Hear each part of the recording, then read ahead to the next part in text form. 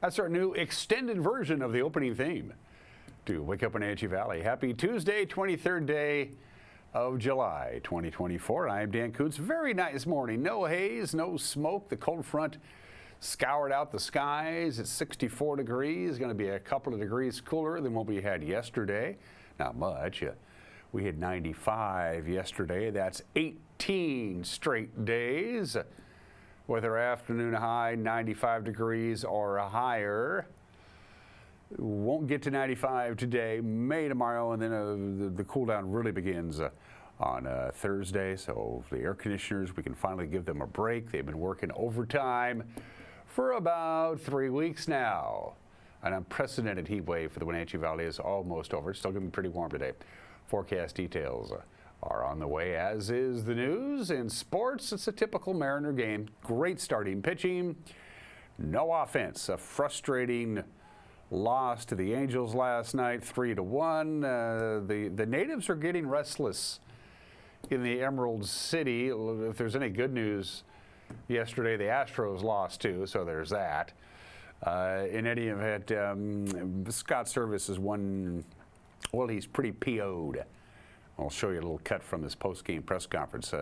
Scott Service is a pretty level-headed kind of guy. You have to be a manager in Major League Baseball, but he's pretty mad. In the back half of the program, we're going to begin the series of long-form interviews that Jefferson Robbins did with the 9 candidates vying for 2 county commissioner seats. There are 5 candidates running for Douglas County Commission seat number 3, and there are 4 candidates running for Chelan County Commissioner in the District 3 race, and we're going to highlight his conversation with Flint Hartwig, a local developer who is running to replace Tiffany Gehring in the August primary. They got 4 people in that race. It'll be narrowed down to 2 for the general election. That conversation with Flint Hartwig in the back half of the program, and just down the road we go. We should have some spectacular views today. Again, the haze and the smoke. Whoop, Gon Johnson, baby, out of here. It's actually quite comfortable and quite nice. I think we have the Wenatchee Heights camera, and there it is. Days are getting a little shorter. I've been doing the sunrise and the sunset now for a couple of weeks, and I don't know why. I think I just plumb forgot. So yes, we finally get relief from these really, really hot temperatures. If you think it's been warm, and it has, this is an unseasonable, this is an unprecedented stretch of hot weather. 18 straight days with an afternoon high of 95 or higher. We got it easy compared to OMAC. OMAC has had 16 straight days of 100 degrees or higher. That's insane. OMAC, good news, you're not going to get to 100 today. Going to be close, but you ain't going to be 100 today. We had 95, by the way, yesterday. Good morning to the Wenatchee Valley. Let's go take a look at the Waterville Plateau from the Upper Butte camera. So this camera is on top of the Chelan Butte.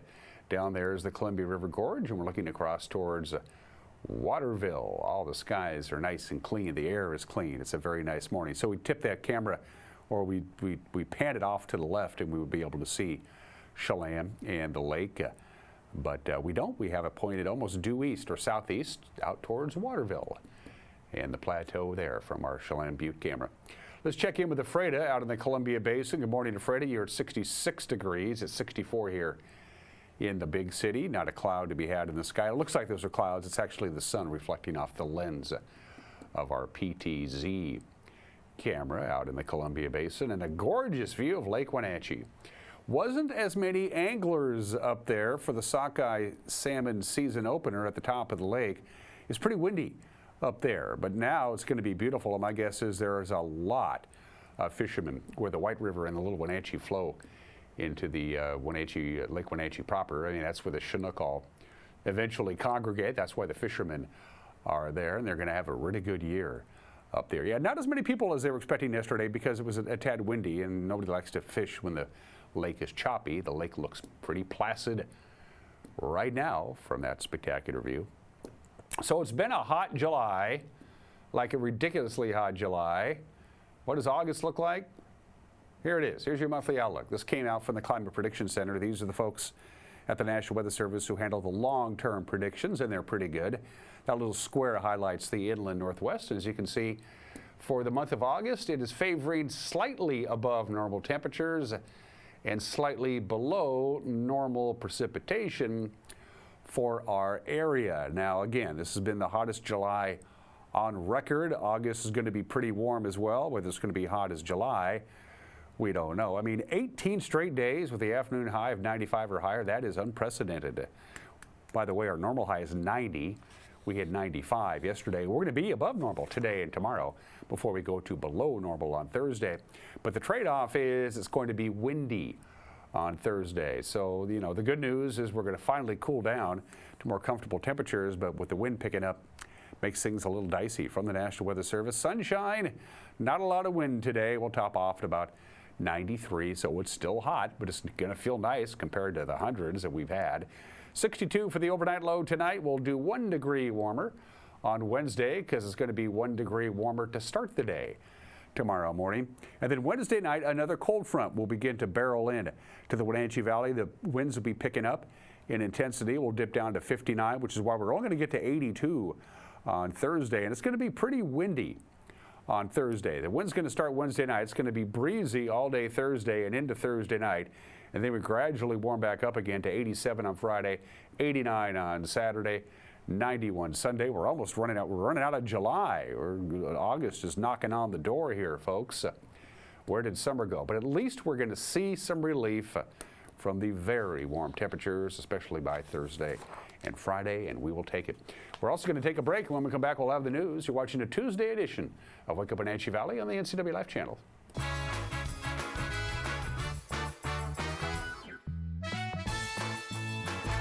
Enjoy the sounds of summer from your very own pool and spa. Blue Lagoon is now scheduling pool installations for this summer. Call today to schedule a free consultation for a custom San Juan fiberglass pool. And let the experts at Blue Lagoon handle the construction, installation, and regular maintenance. Turn your boring backyard into vacation paradise this summer with industry-leading San Juan pool. No need to go off the deep end. Relax knowing you're in great hands with Blue Lagoon Pool and Spa. The family at the Epladolin want to help your loved one feel at ease in their new home environment. Epladolin offers beautiful one-bedroom and studio apartments. Residents enjoy 3 delicious home-style meals a day, laundry service, housekeeping service, and encouragement to make themselves cozy in their new home. Epladolin welcomes your family to come and visit their family. Epladolin, independent and assisted living. They make the complicated easy for you. Call today for a tour. I want you to know where I stand on abortion. As governor, I will not change Washington law on this issue because I do not believe any politician, regardless of personal belief, has the right to make that decision for any woman. My opponent, Bob Ferguson, is trying to spread fear by saying things that I don't believe and will not do.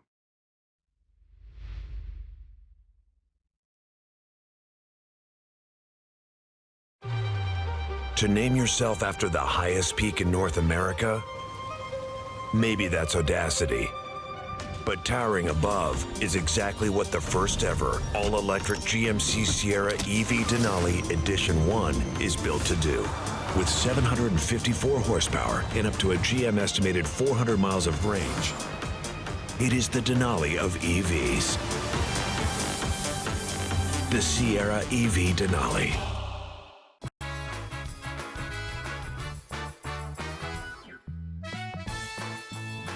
It's a nice morning, 64 degrees, bountiful sunshine.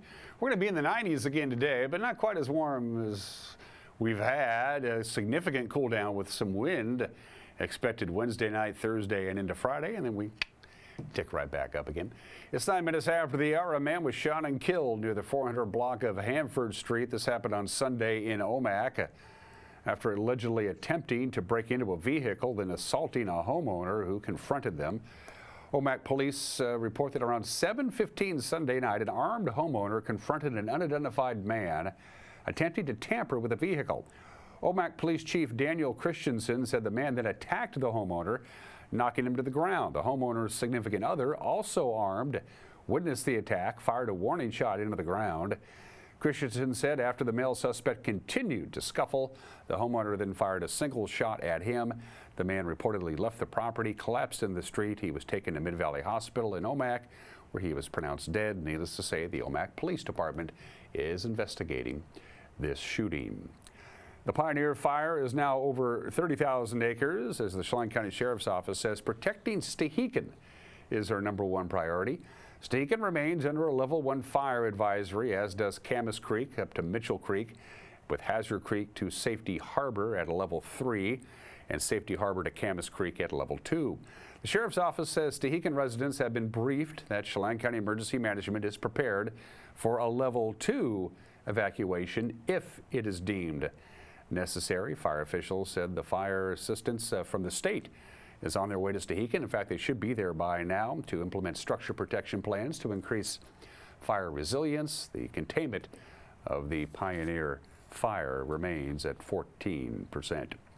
U.S. Senators Maria Cantwell and Patty Murray and Congresswoman Kim Schreier are praising President Joe Biden after he removed himself from the 2024 presidential race on Sunday.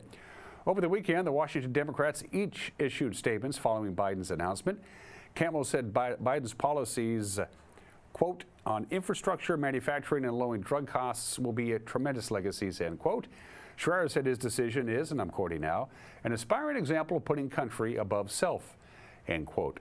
On Sunday, Patty Murray threw her support behind Vice President Kamala Harris as Harris now steps into the race. Earlier this month, Murray released a statement saying Biden needed to do more to prove he could campaign strong enough against former President Donald Trump. Good news for customers of the Chelan County PUD, and there's a lot of you. Billing statements will return to normal this month. Of course, they had a cyber attack on their bill processing vendor, Change Healthcare, that happened back in February. Since then, the PUD has used a basic bill to maintain customer billing cycles. Since first establishing the bill, the PUD has been gradually making changes to make the statement more and more detailed for customers. Now, before the end of this month, billing operations will return to full capacity. Customers will once again see their usage data, their graphs, and their delivery options that their statements used to have before the cyber attack. Wenatchee builder and developer Flint Hartwig is campaigning to bring his business principles to Chelan County government in the race for District 3 Commissioner.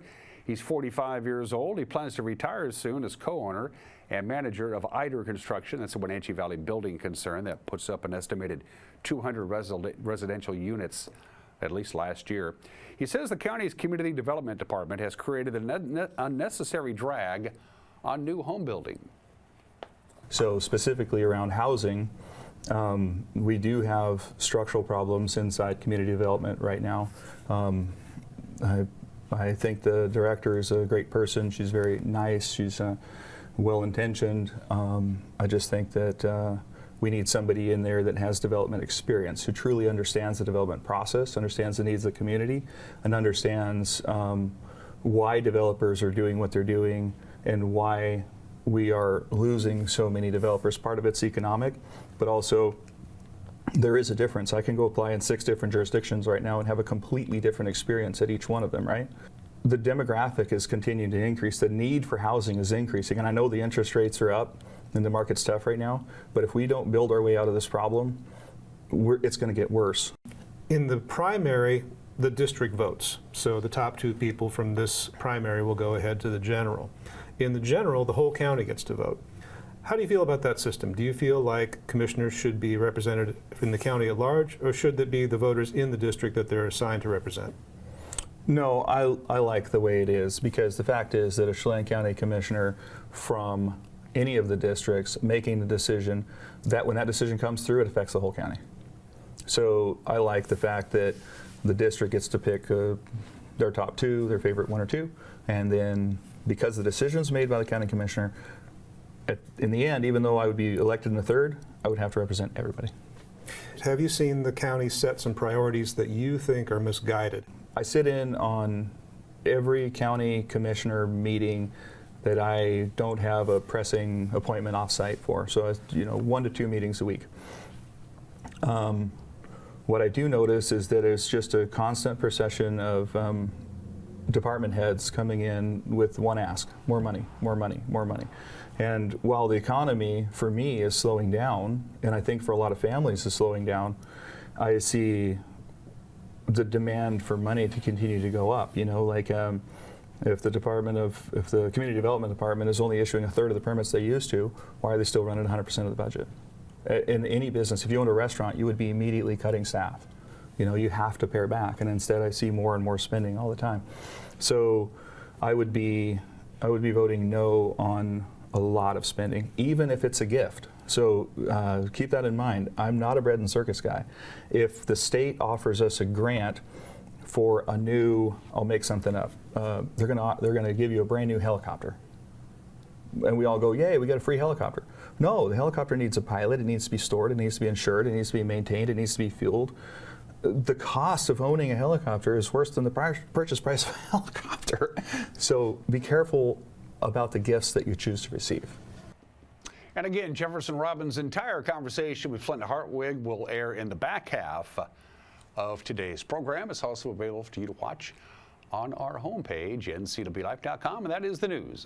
On this Tuesday morning, we'll be gathering the news, disseminating the news, and out comes the news at 5 o'clock, 6 o'clock, and 10 o'clock tonight, 5, 6, and 10, right here on the NCW Life channel. If that doesn't work for you, it's cool. We'll have it up and running on our homepage if you consume your news via the web, and a lot of people do. We figured that one out. Our news will be on our homepage, our Facebook page, our YouTube page. You can download the app if you haven't done so already. It's right there, the QR code. And if there's something out there that you think is newsworthy, you get a hold of us. Please send us an email, news@ncwlife.com. Manager Scott Service is at the end of his rope, I think. Last night's loss was about as frustrating as you're going to find. Mariner Baseball. When we come back with sports, you're watching Wake Up Wenatchee Valley on the NCW Life channel.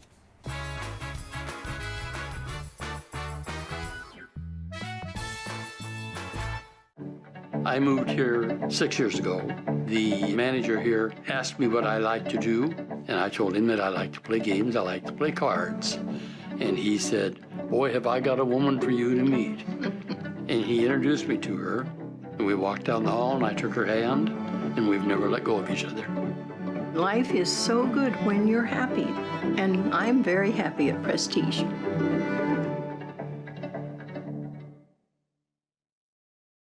Global Car Care has the best customer service in the Valley. From the moment you walk in the door, their goal is to help you stay on the road, so you can keep doing what's important to you.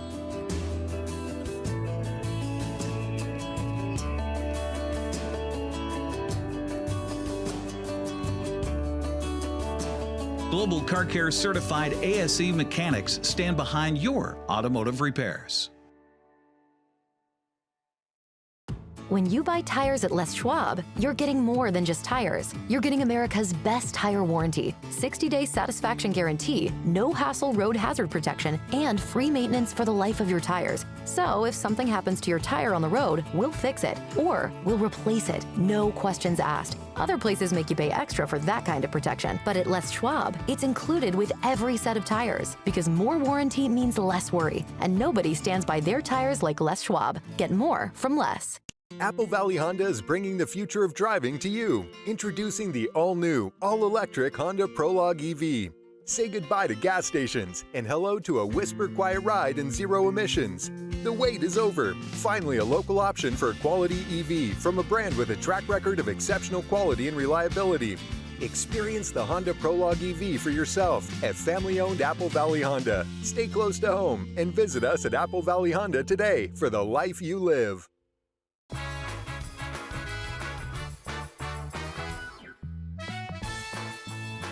19 minutes after the hour, a two-out base hit in the top of the ninth inning by Joe Adell spoiled another outstanding start from Bryce Miller. Yeah, Angels beat the Mariners 3-1 last night at T-Mobile Park. Miller worked 7 scoreless innings, allowed just 3 hits, but to no avail. 4 runs. Gave up a home run to Ohtani. Straight away center field. Sink, ball sink. It does. JP being waved around. He'll score. Robles stops at second. Cal Raleigh ringing the bell early on. It's 1-0 Mariners. His 62nd run batted in. And Anderson's retired 8 in a row since Raleigh's RBI singled in the first. He lines it, and it's caught by a leaping Anthony Rendon. Anthony Rendon said, I can do that too. After that play down by the ball girl down the line, Anthony Rendon goes, you know what? I can try to do this a little bit better than you. Makes a nice play on that line drive. He's able to bring his hands in on that one. That was a fastball showing some hops. Rendon makes a nice play. So one out here in the fourth inning. Now 9 straight set down by Anderson. Rojas with a broken bat floater. Drury is able to barehand and throw. It is in time to get Rojas. Wow, that's an outstanding play because you know it has some spin on it too. On the barehand, it quickly gets rid of it. And you thought this baseball was going to the outfield grass. One hop, gets it in the barehand and quickly throws. And the stretch for Shonewell to get that out. What a play by Brandon Drury. Single tonight. And he hits a fly ball, left center field. It's hit pretty well. Robles is back out for it near the warning track. He makes the catch. Tagging from third and scoring is Adele. Rendon advances to third. The game is tied. Taylor Ward with a long sac fly, and it's 1-1. Boy, a little bit earlier in the day, that ball might have had a shot at getting out. He has Drury at second base, the go-ahead run. Neto is at first. And Adele lines one up the middle. That's a base hit. It's into center field. Drury's on his way home. Robles double clutches. Throw to the plate, not in time. Drury scores. Now the ball gets away. Here comes Neto. He scores. Adele goes to third. Another big hit for Joe Adele against the Mariners. And the Halos have the lead. That was a rocket. Up the middle, 112 off the bat. And the Mariners won the first 4 games these two teams played this season, including those 3 here at T-Mobile Park. The Angels trying to win the 4 right back. Swing and a miss, strike 3. Say goodnight to the Mariners. Carlos Estevez with Kamehameha after a 1-2-3 inning. And these Mariner fans aren't happy right now as the Angels steal one in Seattle. Well, Joe Adele and the Angels are, I know that. What a job by Joe Adele. 112 off the bat. The game. Manager Scott Service was frustrated in his post-game press conference, to say the least. Another way to put it, that was brutal. Brutal ending that ball game. I don't want to lose sight of what Bryce Miller did. He pitched a heck of a game for us to give us a chance in the ball game, as good as he's been really at any point all year. So tip my hat to him and the effort he gave us to keep them off the scoreboard. Obviously, we got a little something going early, and that was it. So, and then we gifted them the game there at the end, walking some guys, and they finally got a big hit. So update on JP. JP has in his right pinky where he got hit in that first at bat. There's a little hairline fracture there. We'll know more, once the specialist looks at it and go from there. So, again, no way to sugarcoat it. Just handed them a ball game tonight, and in a situation we're in, every game's really important. Disappointed. Our guys usually make plays at the end of the game, throw strikes. We didn't do that tonight, and obviously it cost us the game. You've shown a lot of patience with what you've seen. Why tonight? Because I'm tired of watching it. Stand up for our guys, believe in them. Some nights, that's not Major League Baseball. We handed them a game.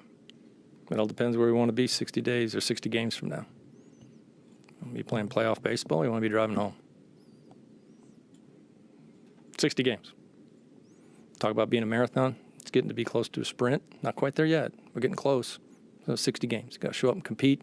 Go ready to take it every night. And if you don't, this league doesn't care. They'll just walk on by you. That's where we're at. So, everybody has to step up. That's where we're at. And I thought, yesterday's game, we competed very well. We got after it. Didn't show up. Didn't happen tonight. And that's inexcusable, and just gifted the game away. Gee, I think he's mad. Logan Gilbert, by the way, will start tonight against righty Jose Soriano. First pitch at 6:40. Well, if there's any good news, is that the team that's chasing them, or the team that we're tied with anyway, they lost. That's good. The Astros got shut out by the Athletics 4-0, but the Rangers gained a game on the Mariners and the Astros. They beat the White Sox in 10 innings. The final there was 4-3. The Wenatchee Apple Sox enter the stretch run of their 2024 season tonight. They start a 3-game set against the last-place Kamloops Northpaws. The struggling Northpaws have the worst batting average in the West Coast League and the second-worst team ERA in the West Coast League. Wenatchee starter Quincy Vassar is 3 strikeouts away from becoming the all-time Apple Sox leader in strikeouts. And we're going to have that game for you tonight live on the NCAA Live channel. Eric Granstrom and Brandon Schmitten with the call. First pitch at 6:35. And those are just some of the games that people are playing on this 23rd day of July. It's Revolution Day in Egypt. I think they've had a couple of revolutions. I mean, you know, just I'm not sure, but I'm pretty sure. It's Gorgeous Grandma Day. All for that. No, it's ice cream, you scream, we all scream for vanilla ice cream. Not surprisingly, vanilla is not only the most common flavor of ice cream in North America, it's kind of the default flavor of ice cream in North America. People love vanilla ice cream. You can put anything on it. You know, chocolate sauce, butterscotch. Doesn't matter. It's got all kinds of different variations on a theme. Of course, vanilla is a flavoring that comes from the pods of the fruit of the vanilla orchid. Native to Mexico, vanilla was unknown to the outside world, outside of Central America anyway, until the late 1600s. Thomas Jefferson brought a vanilla ice cream recipe home with him from France, as a matter of fact, and they serve that vanilla ice cream, that recipe from Thomas Jefferson, at Mount Rushmore. So there you go. And vanilla is thought to be the world's second most expensive spice. The most expensive spice in the world is saffron, but you never see saffron ice cream, probably for good reason. Good old vanilla ice cream. Can't go wrong with it, especially with chocolate on top. It's vanilla ice cream day today. It's summertime, of course it is. It's 27 minutes after the hour. Today in history, 62 years ago today, July the 23rd, 1962, Jackie Robinson becomes the first African American to be inducted into the National Baseball Hall of Fame and Museum in Cooperstown, New York. Picture there is Ed Roush, Jackie Robinson, Bob Feller, and Bill McKechnie. That was the class of 1962. Jackie Robinson is in the Hall of Fame and on merit. 62 years ago today. 57 years ago today in Detroit, one of the worst riots in American history begins. Like a lot of riots, it was little things that were building up, and then something had to happen for the dam to burst. And it was the most innocent thing in the world that started it. As we roll the footage, it was July the 23rd. The Detroit Police Department raided an unlicensed weekend drinking club in Detroit that called the Blind Pigs. It was in the office of the United Community League for Civic Action. What it was a party. There was 82 people at this party celebrating the return of two Detroit natives from the Vietnam War. They were discharged after their 18 months. They had a party. The police decided to arrest everybody in the party, all 82 of them, everybody off to the Hooskow. While they were waiting for the transportation, a bunch of people showed up, gathered on the street. And because, well, when you raid a club with 82 people, a bunch of cops, people are going to notice. Well, after the Detroit Police Department left with the 82 people, the crowd began looting an adjacent clothing store, and then it was a full-scale looting throughout the neighborhood. This is in the black neighborhood of Detroit. The Michigan State Police, the Wayne County Sheriff's Department, and the Michigan Army National Guard were alerted, but it was a Sunday, so it took hours for the police commissioner to assemble the sufficient manpower. In the meantime, it was too late. Things got out of hand. They didn't have enough people. They thought that the rioting would just stop. It didn't stop. They just stood there and watched as Detroit burned. When it was all said and done, 43 people were killed, 342 were injured, and as you saw by the footage, about 1,400 buildings burned to the ground in the Detroit riots in the summer of '67. And finally, when you take a commercial airplane flight, it doesn't matter where, you're assuming that the airliner, the jet, has enough fuel to get from point A to point B and probably a little left over just in case. Air Canada Flight 143 flying from Montreal to Edmonton. They're about halfway there, flying over Manitoba, and the plane runs out of fuel.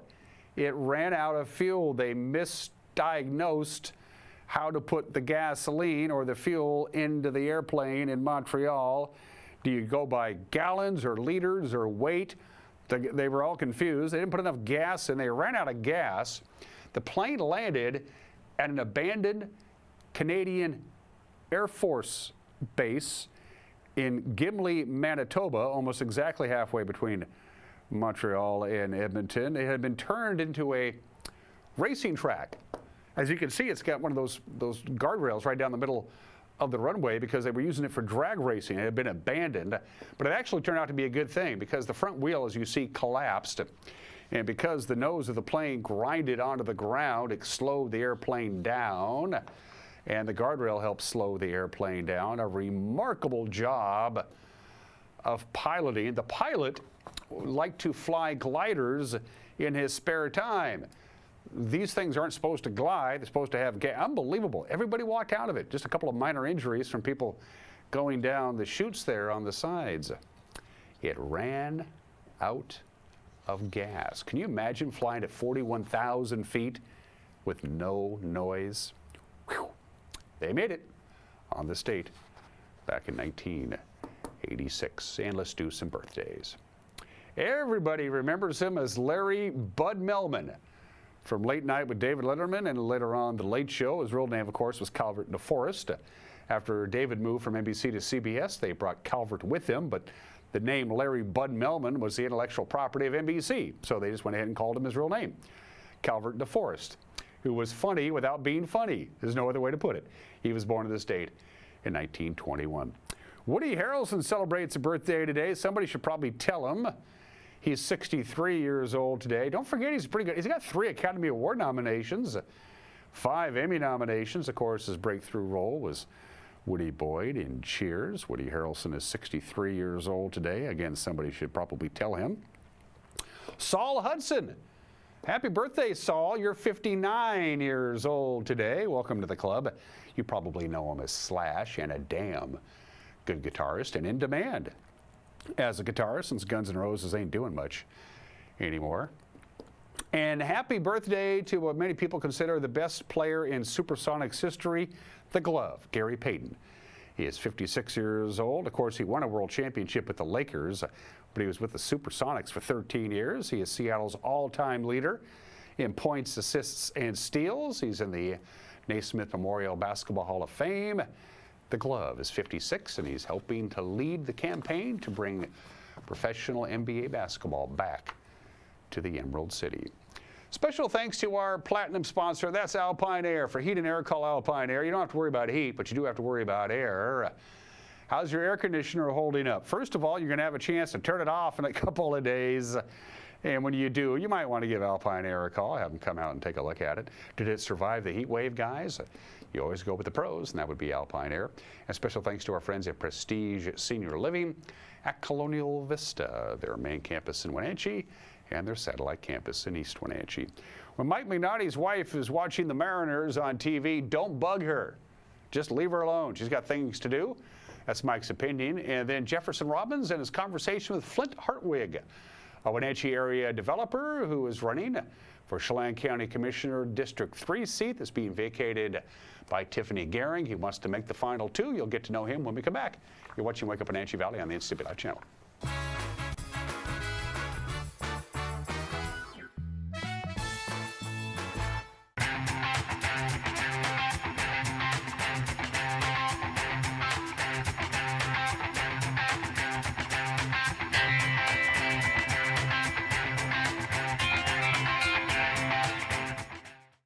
At Confluence Health, our mission is clear: to provide exceptional care for our community. We believe in healthcare that's personal and local because we're just like you, members of this great community. We are Confluence. Local care by and for our community. Local care by and for our community. Local care by and for our community. We are Confluence. It's vacation season. While a trip to Hawaii sounds great, we know what you really want is an inflation vacation. That's why Abby's feeds a group of 4 to 6 people for less than $26. Enjoy an inflation vacation at Abby's. You can be a superhero tonight and treat your family to Abby's famous hometown hero. This giant features our classic pepperoni, tasty Italian sausage, and crisp green peppers, all layered together for a legendary feast. Don't miss this July special pizza at a very special price.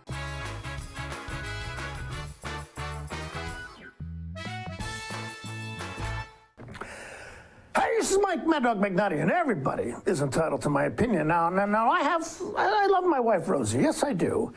But her obsession with the Mariners is driving me crazy. I mean, I'm trying to read a book. I'm doing work on the computer. Heaven help me. I'm trying to go to sleep. But she feels the need to update me on every pitch, every strike, every foul ball, every doggone thing that's happening that, frankly, I couldn't care less about.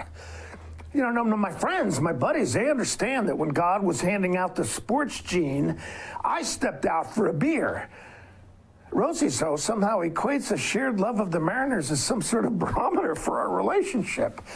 Now she can disagree with me about Janis Joplin, appropriate toppings on pizza, or my obsession with cop shows, and none of this is any indication that she doesn't love me. But me telling her that I could care less if Julio got a hit or struck out, man, we don't even want to go there. Oh God, this is Mike Mad Dog McNutty, and that's my opinion.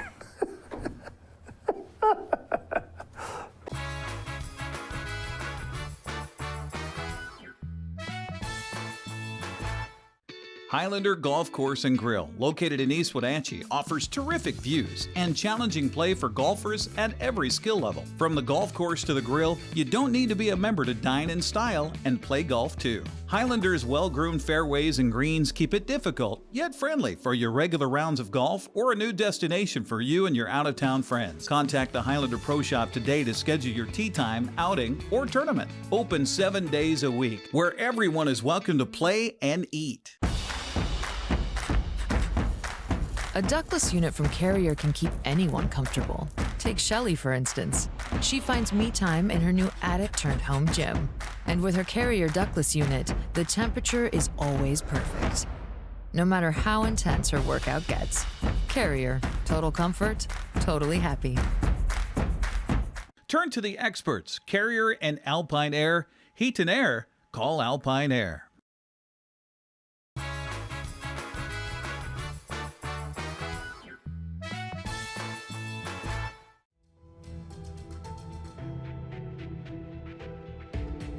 Jefferson Robbins with NCW Life. It's a crowded field in the area of Chelan County Commissioner. 4 people are running, all Republicans, to replace Commissioner Tiffany Gearing in District 3. One of them is joining me right now, Flint Hartwig from Wenatchee. Flint, thanks for being here.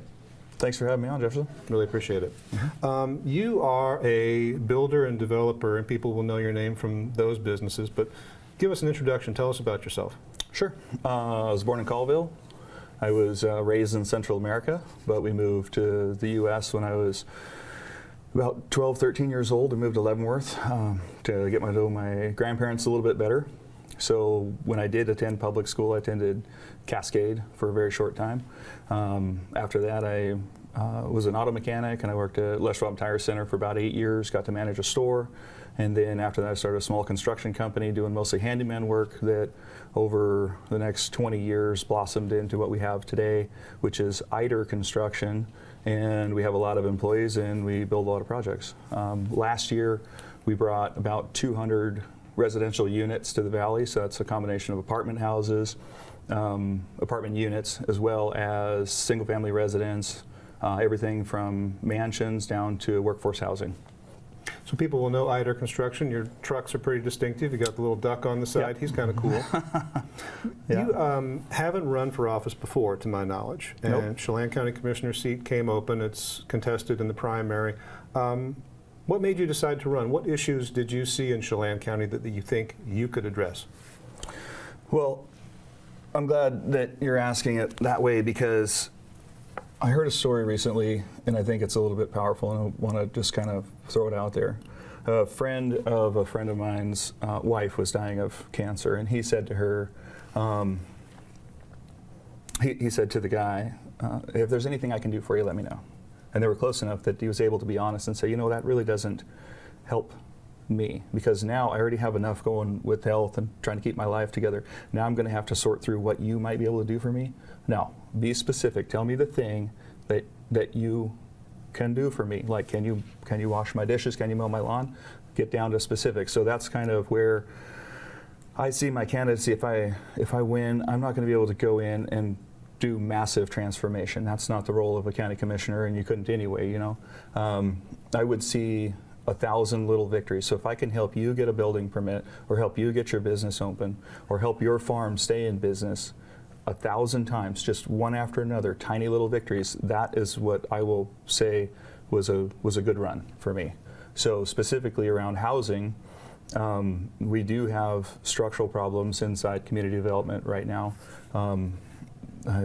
I think the director is a great person. She's very nice. She's well-intentioned. I just think that we need somebody in there that has development experience, who truly understands the development process, understands the needs of the community, and understands why developers are doing what they're doing and why we are losing so many developers. Part of it's economic, but also there is a difference. I can go apply in 6 different jurisdictions right now and have a completely different experience at each one of them, right? So 2 years ago, we processed about 600 building permits. Last year, and these are round numbers, you can fact check it, I'm close. 600, last year 400, this year 175 to date, might hit 2 and change. The demographic is continuing to increase. The need for housing is increasing, and I know the interest rates are up and the market's tough right now, but if we don't build our way out of this problem, it's going to get worse. So when I was 21, I could buy a house working at a tire store, and I had a truck and a car and a boat. Today, if you're working at a tire store and you have a truck and a car and a boat, there is 0 chance you're going to be able to buy a house. A lot of this comes through zoning, and a lot of it's being pushed on us by Olympia. The stuff that's being pushed on us by Olympia, we need to get a little bit creative about how we can implement that. But we don't need to make the decisions that are getting made right now the way we are making them. The other counties seem to find pretty reasonable workarounds, and we can even just take stuff right out of their code or look at the way they're handling it and adopt that for ourselves. County commissioners deal with the unincorporated county. They don't really have jurisdiction over cities, incorporated places. Correct. You set the rules for areas that are outside of municipalities. Mm-hmm. And when you set those rules, you have to comply with certain rules yourself. So if we're talking about the unincorporated county, how do we balance things like we need to build denser and more to bring the affordability of housing to everyone or to more people? How do we balance that with the conservation kinds of restrictions that we have, building in the undeveloped county? Well, to get density, you need sewer. So usually you're going to find sewer in the UGA, around the edges of town, right? So the way that you would handle that is you just handle that through zoning and you do overlays. For example, in the 1940s, lots were 35 feet wide and houses were 800 square feet. Today, the lots are 70 feet wide and the houses are north of 2,000 feet. That's why they cost $400,000 instead of $250,000. I could actually develop property at $250,000 and sell you a stick-built house on a lot for $250,000. The key is it needs to have 5 windows, it needs to be 800 feet, 2 bedrooms, 1 bathroom, and on a 35-foot wide lot. So you work with the Planning Commission to apply zoning overlays where this would be appropriate to do, and of course within a close distance to sewer. Have you seen, Flint, I know you've sat in on some county commissioner meetings, but recently or in previous years, have you seen the county set some priorities that you think are misguided? Have they gone the wrong way on issues that you think they should have steered a different direction? Yeah, I see them spending, first of all, let me say that I have tremendous respect for the county commissioners that are there right now, and I know they're doing their absolute best, and a lot of what is forced upon them is coming down from Olympia. So it's a tough spot to be in. With that being said, we do have a tendency to spend money on things that I would not spend money on. One of them, and I'm going to take heat for this, is the trail. You know, we spent $1.5 million, and I know that's not county dollars. Most of that's coming from cities and grants. We're gonna spend a tremendous amount of money, and I would assume that by the time the thing is built, it'll be in the hundreds of millions of dollars. Even if you raise all that through grant money, it doesn't cost a Cheyenne County resident a single dime to get it built. Somebody has to maintain it, somebody has to police it, somebody has to keep the homeless out of there, and the path that it's going to get done, that it's going to be installed on, is going to run through so many family farms that there's no way I can see without taking of property in eminent domain to get that property. And the spray setbacks are going to be 100 feet. So, you know, stuff like that. I sit in on every county commissioner meeting that I don't have a pressing appointment off-site for. So, you know, 1 to 2 meetings a week. What I do notice is that it's just a constant procession of department heads coming in with one ask: more money, more money, more money. And while the economy for me is slowing down, and I think for a lot of families is slowing down, I see the demand for money to continue to go up. You know, like if the community development department is only issuing a third of the permits they used to, why are they still running 100% of the budget? In any business, if you owned a restaurant, you would be immediately cutting staff. You know, you have to pare back, and instead I see more and more spending all the time. So I would be voting no on a lot of spending, even if it's a gift. So keep that in mind. I'm not a bread and circus guy. If the state offers us a grant for a new, I'll make something up, they're gonna give you a brand new helicopter. And we all go, yay, we got a free helicopter. No, the helicopter needs a pilot, it needs to be stored, it needs to be insured, it needs to be maintained, it needs to be fueled. The cost of owning a helicopter is worse than the purchase price of a helicopter. So be careful about the gifts that you choose to receive. Specifically, what trail project were you referencing there just now? Oh, there's a initiative to push a trail from Wenatchee up to Leavenworth, and then the Chelan to Manson connect. It's a green project, so there's a lot of money coming from the feds and the state that's for that alternative transportation sources.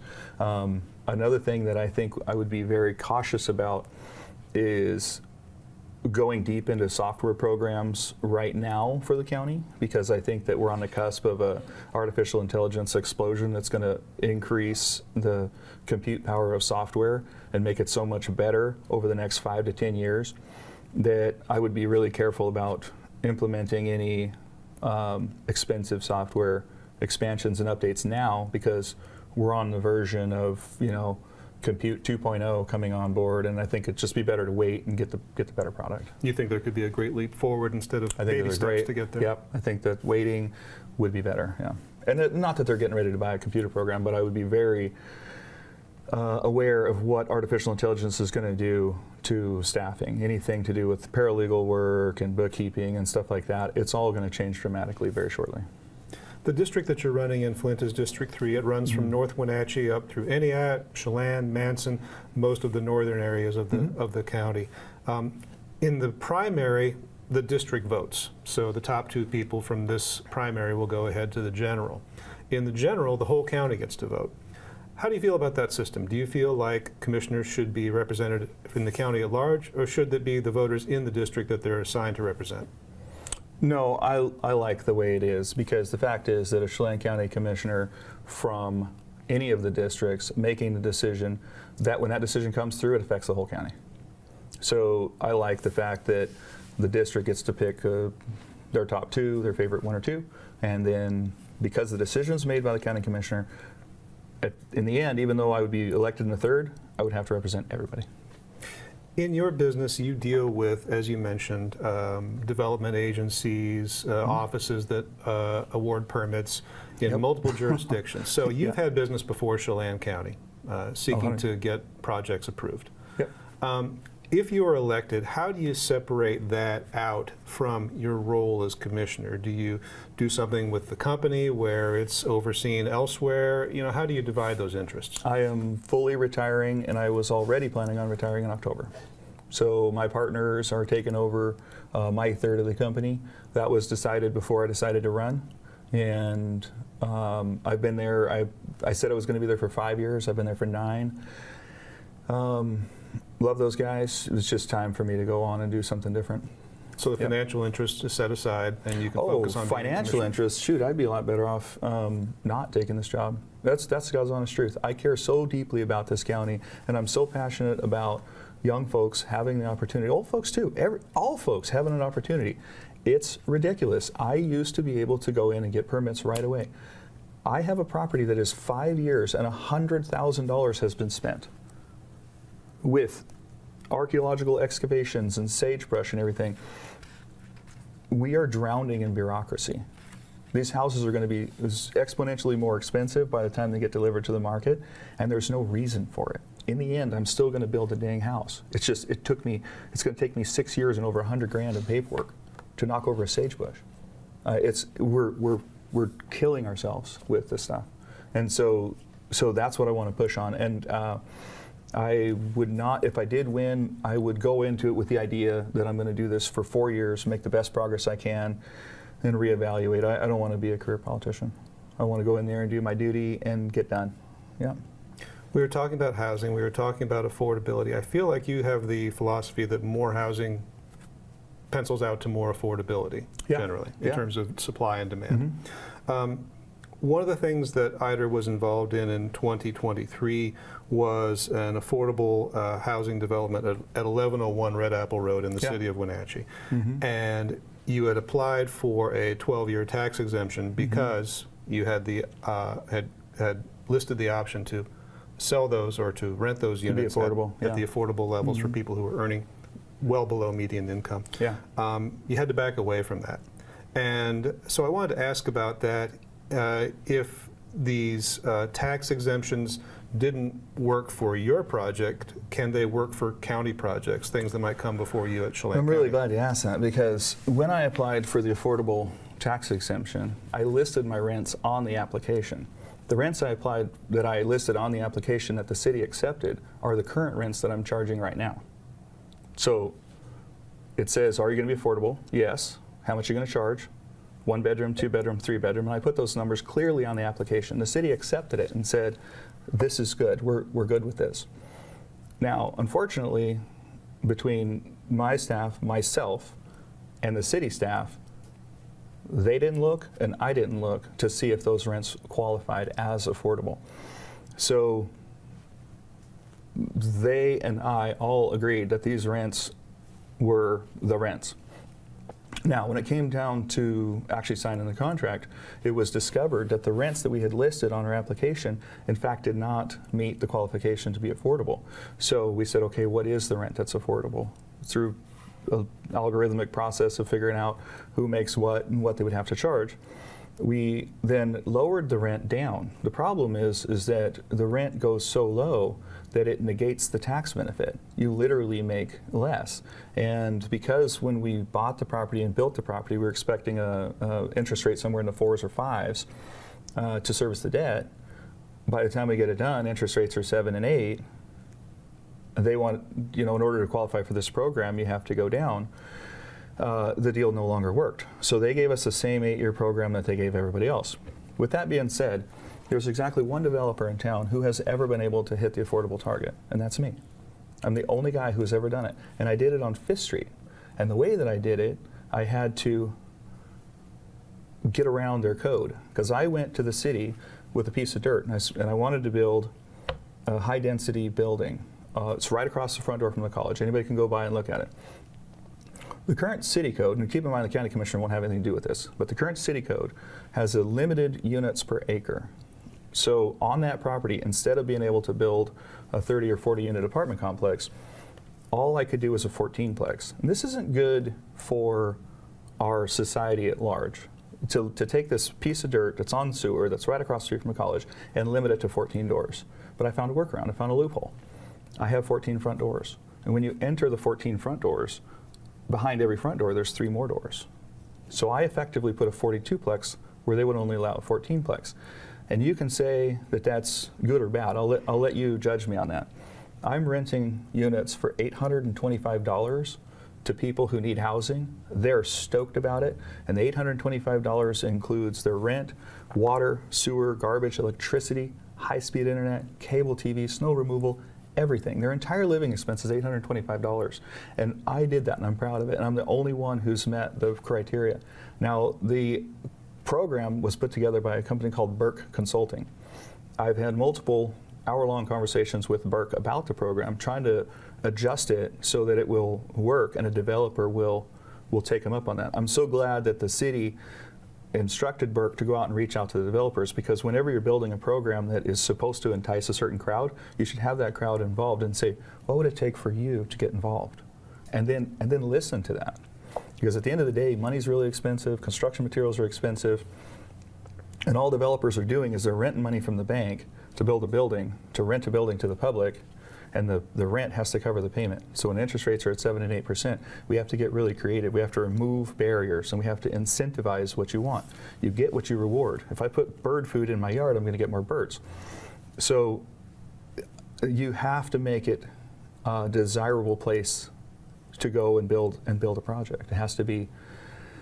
And to answer your question about the housing, I do believe all housing is good housing. I believe that if you don't have mansions for millionaires to come over from the coast and live in, they're going to buy middle-class housing. And that's going to force the middle class to go down a notch. And you can always force people out the bottom, but you can't force it from the bottom up. I have a very specific plan to build $250,000 homes in this valley. And you won't need to qualify. You don't have to be poor to buy one. They're just $250 because that's all they're worth. They're just worth $250. There's no deed restrictions. You don't have to qualify. And if you don't have credit, we can sell it to you on payments, a rent-to-own program, where when you finance out of it, you capture all your own equity, and I can attract investors to this program, and the homeowners would line up around the block. It's a desperate need, and I want to do that. This is something you'd like to put in place for Chelan County? 100%. Yep. Is there anything else, Flint, that I didn't ask about that you think people should know about your candidacy? Well, if you haven't picked up already, I'm not a politician. And I'm not going to try in this race to out-politic a politician. We're going to have a very clear choice this fall. I don't think that the system, the way it's built right now, is doing as good as it could. I am a limited government guy. I believe in property rights. I believe in freedom. I believe in opportunity. I believe that we should all have the right to pursue our dreams as long as we're not stepping on somebody else, right? So sometimes when I say I'm pro property rights, people hear that as saying, "Oh, you mean you can put a pig farm next to my daycare?" Absolutely not. No. Keep your mess on your property. Don't let it affect somebody else, right? But at the same time, when we're having discussions about what kind of trees you can have, and we're telling people that they can't have an arborvitae. Right now there's a push to eliminate arborvitaes. Look in your yard. Maybe you have an arborvitae. They're trying to get rid of that. Now, thankfully our county commissioners pushed back on that and said, no, we're not going there. But the idea is floated by, down to what kind of tree you can have in your yard, what kind of landscaping. And where I get hung up is this steady creep of telling you what you can do and the results sometimes not matching the intentions. Flynn Hartwig, Republican candidate for Chelan County Commissioner, District 3. Good luck in the primary, sir. Thank you so much. Thanks for the interview. You bet. You're watching the NCW Life channel.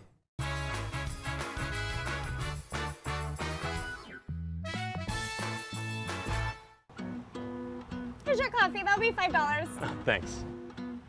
Oh, it's only $5. Oh, I like paying double. Why? I've always paid more. You wouldn't pay double for coffee.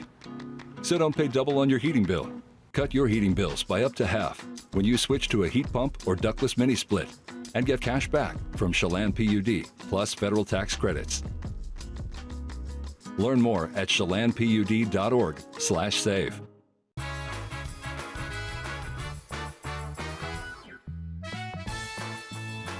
All right, let's put a little bow on this Tuesday edition of Wake Up Wenatchee Valley. If you're sick and tired of the heat, still going to be warm, but not real warm. If you're just joining us, we've had 18 consecutive days with our afternoon high being at least 95 degrees. That included yesterday. We're going to be a little bit cooler today. From the National Weather Service, not by much, 93. Our forecast high today, 62 for the overnight low tonight, pretty close to 93 or 94 tomorrow.